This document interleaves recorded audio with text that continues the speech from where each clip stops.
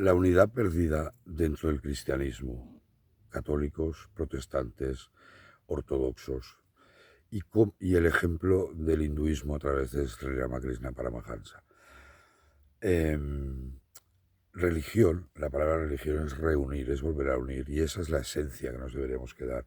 Si nos fijamos en la historia del cristianismo, vemos que desde el inicio, que fue una unidad en la diversidad, va a ir disgregándose en diferentes ramas, en las cuales hoy las más importantes son tres, que es el catolicismo, es el protestantismo y es los ortodoxos. Veamos un poco de dónde viene esta disrupción, porque al final yo creo que esa separación que en la que estamos, el mundo cristiano, va en contra del propio cristianismo. ¿Es posible lograr esa reunificación? Es una pregunta que todos nos deberíamos plantear y ver en dónde hemos fallado y ver cómo otras religiones han conseguido esta unidad en la diversidad que creo que el cristianismo lo hemos perdido. Si nos fijamos ya desde el principio, desde los primeros tiempos, el cristianismo ha sido muy severo con doctrinas que no podíamos considerarlas oficiales, el arrianismo, el nestorianismo y tantas otras sectas o puntos de vista, pues fueron prácticamente aniquilados. Y creo que habrá un punto importantísimo, es el concilio de Nicea, en el que por ahí van a sentar una serie de dogmas, como el concepto trinitario, que van a marcar el futuro del cristianismo. Sea como sea, fue prácticamente una unidad hasta el año 1048, creo que fue, con Teodosio, que se hace el primer gran cisma, en el cual ya la cristiandad se separa en dos partes. Una será la ortodoxia. Y desde entonces yo creo que la ortodoxia ha ido separándose cada vez más dentro de lo que es el cristianismo, a pesar de que las diferencias dogmáticas y teológicas no son tan importantes. Luego ya veremos, pasarán los tiempos hasta que llega el gran Carlos I de España y V de Alemania, que dentro del imperio ya van a surgir dos cismas más, que es el primero con Lutero y dará lugar a todo el protestantismo.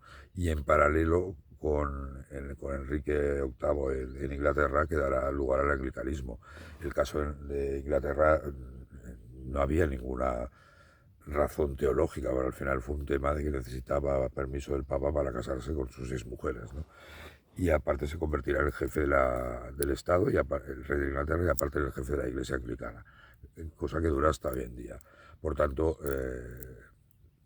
yendo en contra del Papa.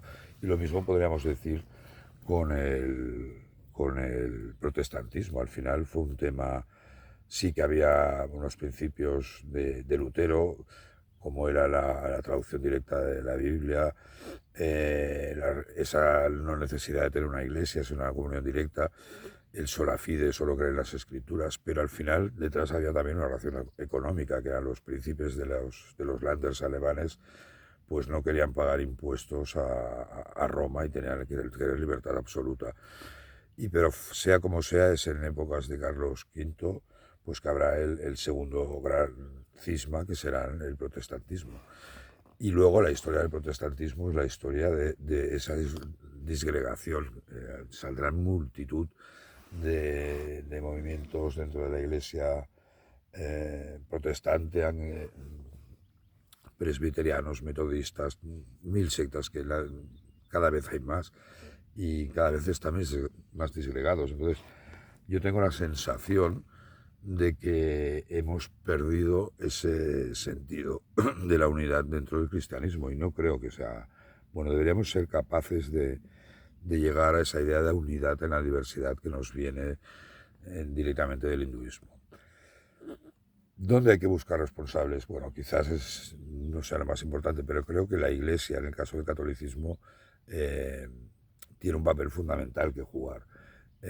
Todas las iglesias protestantes, pero sobre todo los que tenemos que actuar son las personas que se consideren cristianos, más allá que seas católico o ortodoxo o protestante, porque al final todos creemos en Jesús, en Dios, y creemos una serie de principios que nos unen, no nos separan. Y digo esto porque hay muchos católicos que odian, no odian, no sería la palabra, pero no aceptan los principios protestantes, y igualmente hay muchas sectas no, ramas protestantes que consideran al Papa como un demonio, ¿no? Entonces, creo que estamos en un punto, ante este mundo globalizado, cada vez más globalizado, ante el avance del Islam en Occidente, que es necesario lograr esa unión de nuevo.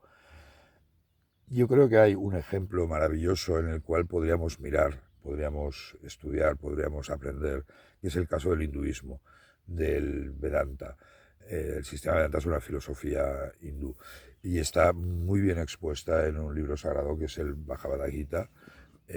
Yo he hecho una traducción del Gita de acuerdo con Gandhi, aquí lo podéis ver, y toco algunos de estos temas, pero al final el ADN del hinduismo es la aceptación de otros caminos religiosos como caminos verdaderos. Y esa es la gran lección que deberíamos aprender dentro del cristianismo, es decir, estudiar, adaptar esa filosofía del Vedanta que nos haría entender y aceptar que tanto el protestantismo como el catolicismo como la ortodoxia son diferentes caminos de llegar al mismo sitio. Y eso nos falta dentro del cristianismo y tenemos que mirar allá. Y tenemos un caso del siglo XIX que fue Ramakrishna Paramahansa, un místico bengalí, un pobre monje que decía que no sabía leer, que logró varias cosas, pero la primera fue reunificar diferentes movimientos, sectas que había en India, sobre todo aquellas que eran dualistas con las no dualistas. Al final él experimentó con ellas y dedujo que eran, tanto la vía dual como no dual, eran caminos que llevaban al mismo objetivo, que era Brahman en su caso. Y una vez conseguido esta unificación dentro del Sanatana Dharma, del hinduismo, lo que hizo fue experimentar con el Islam. Durante 4 años estuvo experimentando con el Islam, vivió como musulmán y llegó a la conclusión que el Islam era un camino que podía permitir realizar a Dios. Y después experimentó con el cristianismo y llegó a la conclusión que el cristianismo era otro camino para realizar a Dios. Y por ello a Ramakrishna se le conoce como el profeta de la armonía entre religiones. Este principio creo que es necesario y de hecho muchos hinduistas, casi todos los hinduistas yo diría, consideran a Jesús como un hombre santo. Ramakrishna decía que era el más grande bhakti yogi de la historia de la humanidad, era el amor encarnado. Esa admiración que muchos hinduistas y que están en el ADN del hinduismo sienten por el cristianismo, deberíamos aprender y aplicarlas a esta diversificación entre cristianos, católicos, protestantes y ortodoxos. Y es ahí donde creo que nos hace falta esa filosofía del Vedanta que nos permita entender que todos estamos en una unidad y que con el tiempo nos hemos ido separando y que es posible volver a unirnos, porque tanto el catolicismo como el protestantismo como la ortodoxia al final llevan al mismo objetivo, que es, y no debería ser otro, que la unión con Dios. Y ese es uno de los grandes retos que tenemos aquí en Occidente, que es volver a encontrar esa unidad que hemos ido perdiendo.